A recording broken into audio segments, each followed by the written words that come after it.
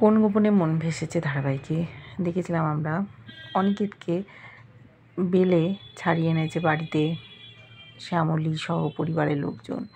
অনিকেত নিজেকে নিয়ে এতটাই ভাবছে যে বলার কথা না, বাড়ির লোকেদের কোনো কথাই কানে আসছে না, একেবারে চুপ হয়ে গেছে।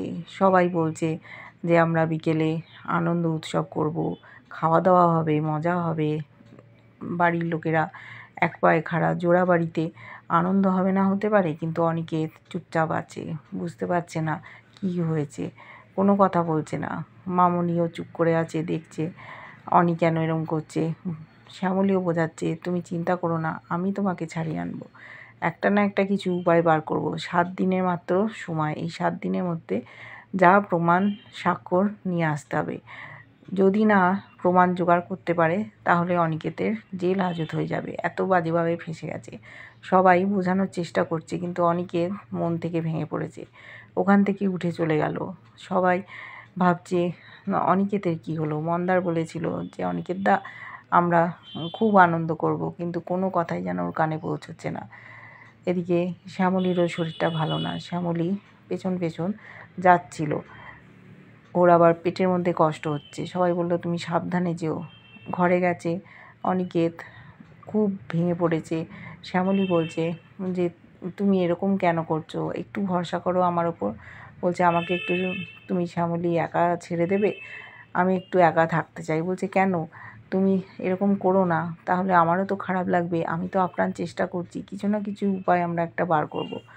কিন্তু ওর মন ভেঙে গেছে, ও ভাবছে ও আর কোনো দিন ছাড়া পাবে না, তাহলে কি করে ও বাড়ি ফিরে আসবে। শ্যামলী বলছে দেখো মামনি তোমার জন্য ভালো ভালো রান্না করেছে, তুমি যা যা পছন্দ করো, তুমি একটা কাজ করো, তুমি ফ্রেশ হয়ে নাও, আমরা নিচে একসাথে যাব। তখন অনিকেত বলল ঠিক আছে আমি যাচ্ছি। শ্যামলী ওখানে বসে আছে, অনেক দিন উপাসনাকে ফোন করে পাচ্ছে না, ভাবছে আবার ট্রাই করবে। এই সব যখন ভাবছে সেই সময় দেখছে উপাসনার ফোন, ও অবাক হয়ে গেছে, এতদিন চেষ্টা করেছে তাও করেনি, হঠাৎ করে ওর ফোনটা ধরেছে। বলছে শ্যামলী তোমার একটা কথা বলছি, তুমি আমার বাড়িতে চলে এসো, তুমি অনিকেতকেও কিছু বলবে না, জরুরি দরকার আছে। বলছে তোমার এতদিন খোঁজ পায়নি, বলছে তুমি তাড়াতাড়ি এসো, এখানে এসেই কথা বলবো। শ্যামলী কাউকে কিছু না বলে বাড়ির বাইরে চলে গেল, উপাসনার বাড়িতে গেছে। বলছে যে তুমি আমাকে ডেকে পাঠালে, কী ব্যাপার বলো। উপাসনা তখন একটা বাদ্যযন্ত্র নিয়ে সুর দিচ্ছিল, বলছে আমার সুর তাল ছন্দ সবটা নষ্ট করে দিলে। বলছে ও সরি, আমি তো বুঝতে পারিনি, তুমি তো আমায় ডেকেছিলে তাই আমি এসেছি। বলছে না না আমি এমনি বলছিলাম, তুমি বসো বসো। তারপর বলল তুমি যে এসছো বাড়িতে কাউকে বলোনি তো। বলছে না। বলছে কেন আমাকে ডাকলে সেই কথা বলো। বলছে দেখো তোমাকে সবাই কত ভালোবাসে, অনিকেত তোমায় চোখে হারায়, পরিবারের লোকজন তোমাকে ছাড়া একেবারে ভাবতেই পারে না। বলছে তুমি আসল কথাটা বলো না, কী জন্য ডেকেছো। তখন বলছে দেখো আমার কাছে প্রমাণ আছে, অনিকেতকে তুমি ছাড়িয়ে নিয়ে যেতে পারো। বলছে তোমার কাছে আছে, আমি তো তোমাকেই খুঁজছিলাম, কোথায় গেছিলে তুমি, দাও দাও আমি প্রমাণটা দাও। তখন বলল দেখো আমি তো প্রমাণ দেব, কিন্তু তার বদলে তোমাকে ছোট্ট একটা কাজ করতে হবে। বলছে কাজ, কী কাজ, আর বলো, আমাকে যা করতে হয় আমি সব করবো। বলছে তুমি ভেবে বলছো তো সব করবে। ওকে একটা জাগ থেকে খালি জল খাওয়াচ্ছে। বলছে নাও নাও তুমি টেনশান করো না, তুমি জল খাও, বসো, এসি চালিয়ে দিচ্ছে। আর বলল আমি তোমাকে সব বলছি, সমস্ত ফুটেজগুলো আমার কাছে আছে, আমি তোমাকে সমস্তটাই দিয়ে দেবো। বলছে দাও, দেরি করছো কেন, অনিকেত ছাড়া পেয়ে যাবে, এখন তো আমাদের এরকম অবস্থা বুঝতেই পারছো, আমার সন্তান হবে।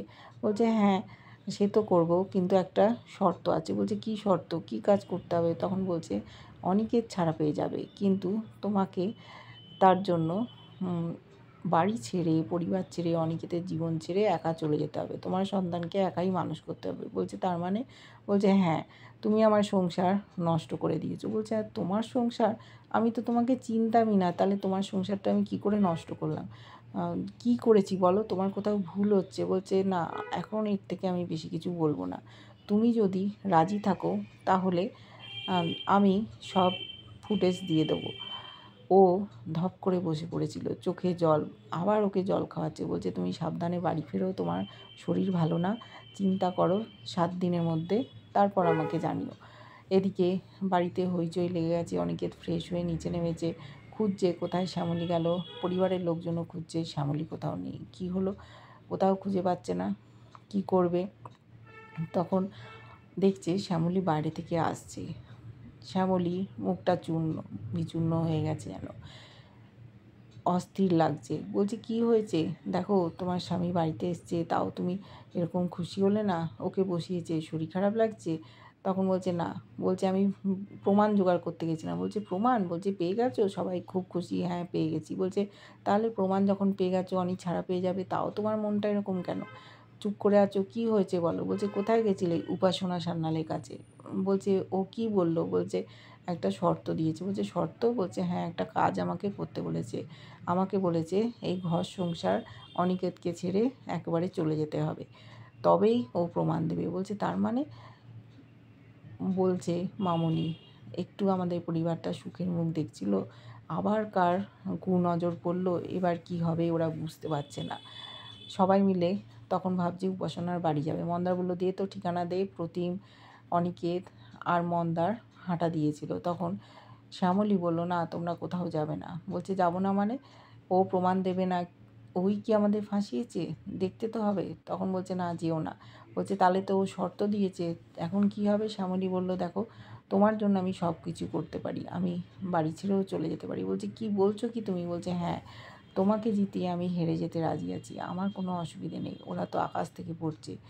বলছে শ্যামলী, তুমি তো একটা লড়াকু মেয়ে, কত লড়াই করে সবাইকে জিতিয়ে দাও, আর তুমি এরকম হেরে যাচ্ছ? একেবারে এইসব কথা বলবে না। দেখছি উপাসনা কী করে আমাদের, আমরা ঠিক প্রমাণ জোগাড় করে ছাড়বো। এইবার অনিকেত সহ বাড়ির ছেলেরা, পরিবারবৃন্দ কী করে উপাসনার কাছ থেকে সমস্ত ফুটেজ আদায় করবে। উপাসনাই বা কেন এদের পেছনে পড়ে আছে? যাকে দুদিন আগে পর্যন্ত চিনত না, সে হঠাৎ এত বিচ্ছিরিভাবে ফাঁসিয়ে দিল কেন অনিকেতকে? কী এর পেছনে রহস্য, সেটা আমরা দেখতে থাকবো। তোমাদের কেমন লাগছে নতুন আপডেট অবশ্যই জানিও। ভালো লাগলে লাইক কমেন্ট সাবস্ক্রাইব করে, যারা ফেসবুক পেজ থেকে দেখছো ফলো করে সাথে